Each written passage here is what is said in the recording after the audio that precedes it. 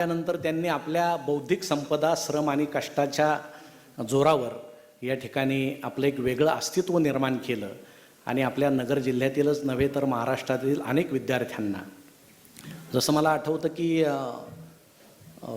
विश्वेश्वरय्या असतील किंवा रामानुजन असेल, रामानुजनच्या मदतीला प्राध्यापक हार्डी धावून आले आणि हार्डी धावून आल्यामुळे रामानुजनने अनेक सूत्र, अनेक समीकरणं, 2000च्या आसपास सूत्र त्यानं शोधले. त्या पद्धतीनं अत्यंत जिनियस विद्यार्थ्यांसाठी हार्डीच्या रूपात मला वाटतं घोणसे सर या ठिकाणी धावून आलेले आहेत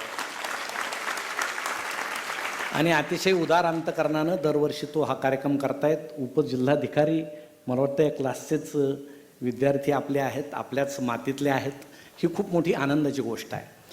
गणित या विषयाचं आणि माझं म्हणजे खरं म्हणजे आमची मैत्री काय आहे, कारण आमचे गुण विसंगत आहेत. कारण त्यांना माहीत आहे यांना अजिबात गणित येत नाही आणि मला माहीत आहे की हे काही लिहू शकत नाहीत. गाऊ वगैरे छान शकतात पण लिहू शकत नाहीत. परंतु गणिताच्या बाबतीत गंमत सांगतो, एक प्रज्ञा पाहिजे. प्रतिभा आणि प्रज्ञा हा वेगळा विषय आहे. प्रतिभा म्हणजे कल्पना स्वैर सोडता येते. प्रज्ञा मात्र त्याच विषयामध्ये आपल्याला पूर्णपणे अभ्यास करून त्यामध्ये एक क्षमता निर्माण करावी लागते.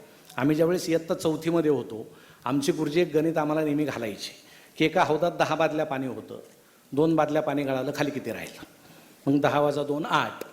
दुसऱ्या दिवशी गुरुजी तेच सांगायचे, आज 3 बादल्या गळालं, खाली किती राहिलं? मग एक मुलगा एके दिवशी उठून म्हटला, गुरुजी जर हौद रोजच गळत असेल तर तुम्ही त्याला सिमेंट का लावून घेत नाहीत? मग गुरुजींनाही वाटलं हे खरंच आहे ना, कारण उदाहरण आपण बदललं पाहिजे. पण त्या मुलामध्ये प्रज्ञा नव्हती, त्याच्यामध्ये प्रतिभा होती. हा त्या प्रज्ञा आणि प्रतिभेतला फरक आहे. प्रतिभा ही स्वैर असते आणि प्रज्ञा ही त्या विषयावर कॉन्सन्ट्रेशन करत असते. प्रज्वल असेल, अथर्व असेल, इतर सगळेजण असतील, हे प्रज्ञावंत आहेत आणि थोडेसे कमी मार्क पडणारे आणि जीवनाचा आनंद लुटणारे हे प्रतिभावान आहेत. आणि या दोन्हीतही नसलेले, त्यांना वेगळा शब्द आहे इथं मी तो वापरत नाही, परंतु त्यांनीसुद्धा हारण्याचं काही कारण नाही, कारण जगण्याच्या अनेक वाटा आहेत. मला वाटतं मी पहिल्या वेळेस 11वीला ज्यावेळेस आमच्या वडिलांनी आमची क्षमता न ओळखता मला गणिताच्या तासाला बसवलं, प्राध्यापक पहिल्या दिवशी आले आणि प्राध्यापकांना थोडंसं एक समजायला पाहिजे होतं की ह्या विद्यार्थ्यांवर पहिल्या दिवशी इतका वार जर केला तर निम्मा वर्ग कमी होण्याची शक्यता आहे. आणि त्यांनाही तेच हवं होतं, कारण वर्ग खूप भरलेला होता. म्हणून त्यांनी आम्हाला गणित एक असं सांगितलं की पुणे आणि मुंबई 200 किलोमीटर अंतर आहे. पुण्याहून एक रेल्वे निघाली 150 किलोमीटर वेगानं, मुंबईहून त्याच वेळेस एक रेल्वे निघाली 200 किलोमीटर वेगानं. पुण्याहून निघालेल्या रेल्वेच्या त्या इंजिनच्या टाळक्यावर एक माशी बसलेली होती. ती माशी उडाली आणि मुंबईहून जी रेल्वे येते त्या इंजिनाच्या टाळक्यावर जाऊन बसली. तिथं बसलून पुन्हा उडाली, पुन्हा पुण्याच्या येऊन बसली. त्या दोन्ही रेल्वेंची धडक झाली. म्हणजे काहीच अंतर त्यांच्यामध्ये मिलीमीटरचं सुद्धा राहिलं नाही. आणि सरांनी विचारलं, ती माशी एकूण किती अंतर उडाली असेल? मी पुन्हा त्या वर्गात सुद्धा गेलो नाही. पण अशी क्षमता आपल्याला ओळखता आली पाहिजे की बाबा हे आपलं काम नाही. जगण्यामध्ये अनेक दुसऱ्या वाटा आहेत, त्या आपण केल्या पाहिजे. पण गणित या विषयाचं कुतूहल असं आहे की गणित हा विषय फक्त गणित नाही, तो आयुष्य शिकवतो, तो जगणं शिकवतो. जसा शून्याचा शोध आर्यभट्टनं लावला. काही जण आर्यभट्ट म्हणतात, भट्ट ते चूक आहे, ते आपल्याला सवय आहे महेश भट्ट वगैरे त्याच्यामुळं, पण ते आर्यभट्ट होते. त्या आर्यभट्ट यांनी शून्याचा शोध लावला आणि ब्रह्मगुप्तानं सुरुवातीला शून्य गणनेत कसा वापरायचा ते शिकवलं. आणि त्यामध्ये जर आपण अभ्यास केला तर पूर्ण आयुष्य त्यामध्ये आहे. म्हणजे हे सगळं जग शून्यवत होतं. शून्य म्हणजे अभाव. या जगामध्ये काही नव्हतं. 1 पासून पूर्णत्वाला सुरुवात झाली आणि 1च्या आधी ईश्वर एकच आहे. जगामध्ये ईश्वर एक आहे. जगाची निर्मिती झाली, तिथं ईश्वर निर्माण झाला, म्हणजे शून्यानंतर 1 आकडा निर्माण झाला. ईश्वराने ब्रह्म आणि माया हे 2 प्रकार निर्माण केले. म्हणजे याला आपण 2 आकडा म्हणूया. ते 2 आकड्यातून रज, तम आणि सत्व हे 3 प्रकार त्रिगुण तयार झाले. म्हणजे तो 3 आकडा आहे. यातून माणसाच्या संसाराला उपयोगी पडतील असे 4 वेद तयार झाले. त्यामध्ये अथर्ववेद, ऋग्वेद, सामवेद, यजुर्वेद हे 4 वेद तयार झाले. त्यातून पंचमहाभूतं तयार झाले. म्हणजे वायू, अग्नी, जल, जमीन आणि आकाश हे पंचमहाभूतं तयार झाले. त्यातून पूर्ण जग आकाराला आलं आणि आपण सजीव नावाचा प्राणी त्या पंचमहाभूतातून तयार झाला. मग आपण निर्माण झाल्यानंतर आपल्याला षडरिपू आपल्यामध्ये आले, 6 आकडा. षडरिपू म्हणजे आपल्या मनातल्या भावना. मग काम आहे, क्रोध आहे, मद आहे, मत्सर आहे. आपण खूप अभ्यास करतो म्हणजे काम आहे. ते काम जर नीट झालं नाही तर पालकांना जो येतो तो क्रोध आहे. म्हणजे हे षडरिपूचे प्रकार आहेत. लोभ म्हणजे मला पुढं काहीतरी व्हायचं आहे, मी खूप मोठा होईल हे वगैरे, ते लोभ असतो.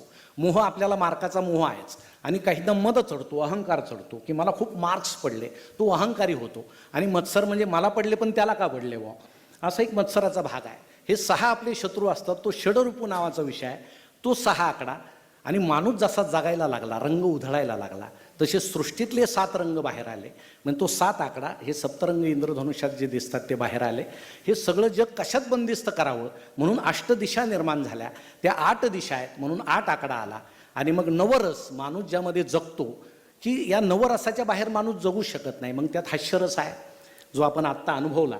आपण गणिताचे असलात तरी हसता, ही आनंदाची गोष्ट आहे. आपल्याकडे एक पद्धत आहे, सायन्सचे असाल तर गंभीर चेहरा करा, आर्टचे असाल तर हसा. तसं काही नसतं. खूप गंभीर चेहरा करून हे जग सुधारल्याचं काही कुठं उदाहरण नाही. आणि शासनाला सुद्धा मान्य नाही माणसं हसल्याचं, कारण ते आधार कार्डला थोडं हसलं तरी म्हणतात दात मिटा.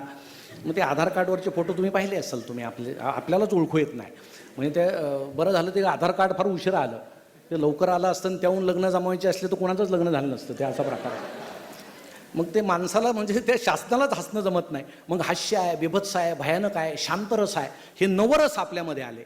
आणि एकदा माणसानं हे नवरस भोगले, 9चा आकडा संपतो आणि पुन्हा आपण शून्यवत होतो. म्हणजे पुन्हा शून्याकडे जातो. हे संपूर्ण आयुष्य 0 ते 9 या आकड्यामध्ये बंदिस्त झालेलं आहे. म्हणजे गणित ही आपल्या जगण्याची रीत आहे. आणि तुम्ही पाहाल, पृथ्वी जशी फिरते तसे पुन्हा आम्ही तिथे येतो. बालपणी आपण रांगतो, वृद्ध झाल्यावर रांगावंच लागतं. बालपणी दात नसतात तोंडात, काहीतरी आई काला करून घालते. म्हातारपणी दात नसतात, कुणी घातलं तर घालतं, नाही तर घालतही नाही. ते एक दुर्दैवच आहे. एसटीचं तिकीट लहान मुलाला अर्धच असतं, म्हाताऱ्याला अर्धच असतं. म्हणजे पुन्हा नवाकडून आपण शून्याकडे जातोच. आणि तुम्ही जर बारीक विचार केला तर पूर्वी जंगलामध्ये कच्च्या भाज्या खायचे लोक, कारण अग्नीचा शोध लागलेला नव्हता. गारगोटीवर गारगोटी घासल्या, अग्नीचा शोध लागला, इतके सगळे भाज्या शिजवायला लागले, मांस शिजवायला लागले, इतके मसाले टाकायला लागले. आता सगळी पचनसंस्था इतकी बिघडायला लागली की माणसं पुन्हा कच्च्या भाज्या खायला लागली. म्हणजे पुन्हा आम्ही नावाकडून शून्याकडे येतो. पूर्वी जंगलामध्ये एकटे माणसं राहायचे, लज्जा नावाचा विषय नव्हता. कपडे अंगावर नसले असले कारण एकमेकाला कोणी भेटत नव्हतं. नंतर एकाला 2 भेटले, झाडाच्या वल्कला पासून वस्त्र बनवले, झाडाच्या पानापासून वस्त्र बनवले. नंतर समूह निर्माण झाला, नदी पाहून गावं बसले आणि माणसाला वाटायला लागलं आपल्याला कपड्यांची गरज आहे, म्हणून कपडे विकसित होत गेले. आपल्या पिढीपर्यंत बऱ्यापैकी ते विकसित झाले. पण तुम्ही जर आता आजूबाजूला पाहिलं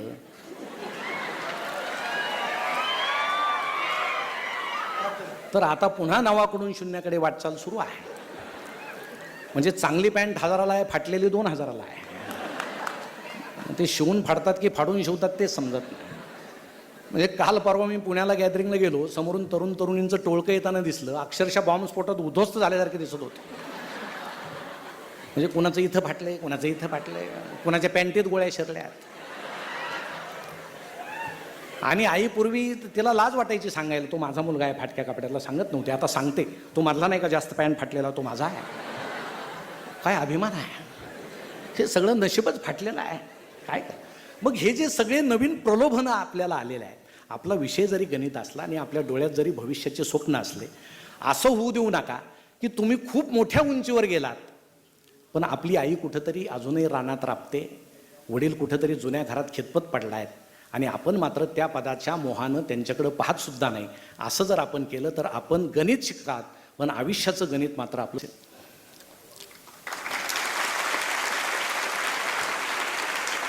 मग आज अनेक माणसं सांगतात माझे 2 मुलं अमेरिकेत आहे पण अंत्यविधी करायला कोणी आलं नाही.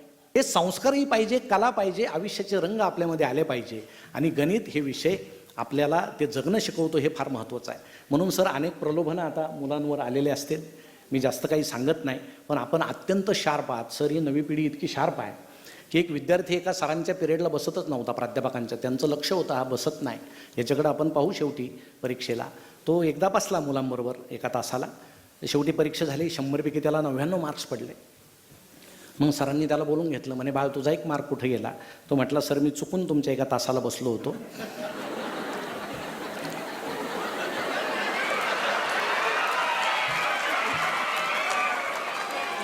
म्हणजे हे खाजगी क्लासेसचं नाही सांगत मी, आमचं सांगतोय तिकडचं.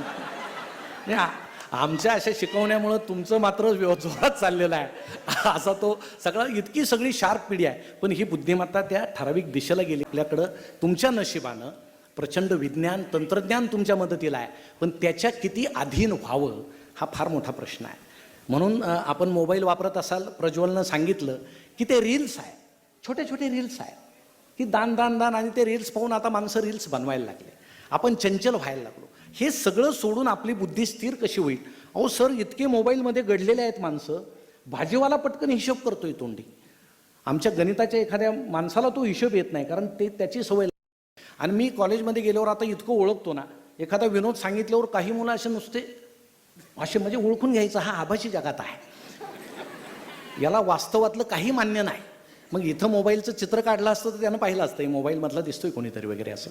तर त्या आभासी जगापासून आपण दूर झालं पाहिजे, कारण ते वापरा, पण ते तंत्रज्ञान आहे, सुंदर आहे, पण त्याचा किती वापर करावा हा फार मोठा प्रश्न आहे. सगळ्याची फेसबुक अकाउंट आहेत, फेसबुकमुळं आम्हाला जागतिक चिंतेची सवय आहे. तुमचे नाही म्हटले ते इंस्टाग्राम असेल. इंस्टाग्राम म्हणजे ते पालक नसलेलं वधूवर सूचक मंडळच आहे ते.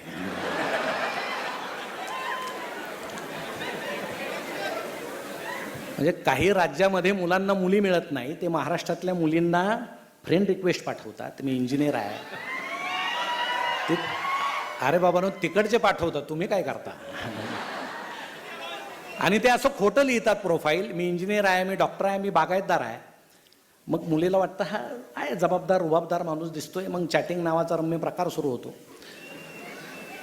मग आईवडिलांना न सांगता लग्न होतं. महाराष्ट्रामध्ये पोलिसांना जर तुम्ही विचारलं, 100च्या वर मुली या वर्षामध्ये अशा निघाल्या की ते तिथं गेल्यानंतर त्यांना समजलं हा इंजिनियर नाही, डॉक्टर नाही, हा गुंड आहे, मवाली आहे, हा गँगस्टर आहे, आणि त्या उद्ध्वस्त होऊन परत आलेल्या आहेत.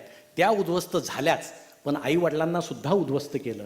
म्हणून सगळ्या ताईंना माझी विनंती आहे, त्या आभासी जगावर तुम्ही विश्वास ठेवू नका, अजिबात विश्वास ठेवू नका. त्याच्यावर येणारे फोटोसुद्धा खरे आहेत का ते तपासून पहा.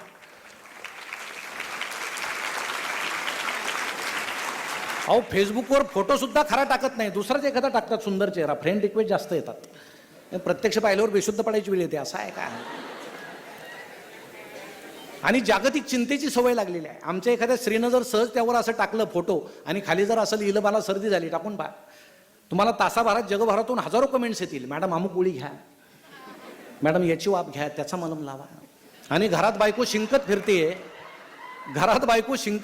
तिच्याकडे पाहत सुद्धा नाही.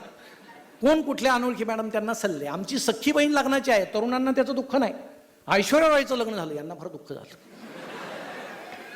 त्या दिवशी देशातले निम्मे तरुण जेवलेच नाही, आणि निम्म्यांनी अभिषेक केला हिचा संसार सुखाचा हो. आता ती त्याच्याशी नाही तर तुझ्याशी लग्न करणार होती का नाही? म्हणजे आपल्यापर्यंत येत नाही त्याचं दुःख बाळगता कशाला तुम्ही? पण आम्हाला हे नको ते विशाल दुःख बाळगून आपले स्वप्न भंग पावण्याची जी सवय लागलेली आहे त्यावरून तुम्ही भानावर या. एकच गोष्ट लक्षात ठेवा, ते रील्स पाहून, ते व्हॉट्सॲप पाहून, ते फेसबुक पाहून तुम्हाला वाईट वाटेल, तुमच्यात कोणी नसेल, पण त्यातल्या त्या सुंदर स्त्रिया पाहून आमच्या तरुणांना आता आमची आईसुद्धा कुरूप वाटायला लागली. पण मित्रांनो, या जगात सगळ्यात सुंदर कोण असेल तर ती आपली आई आहे.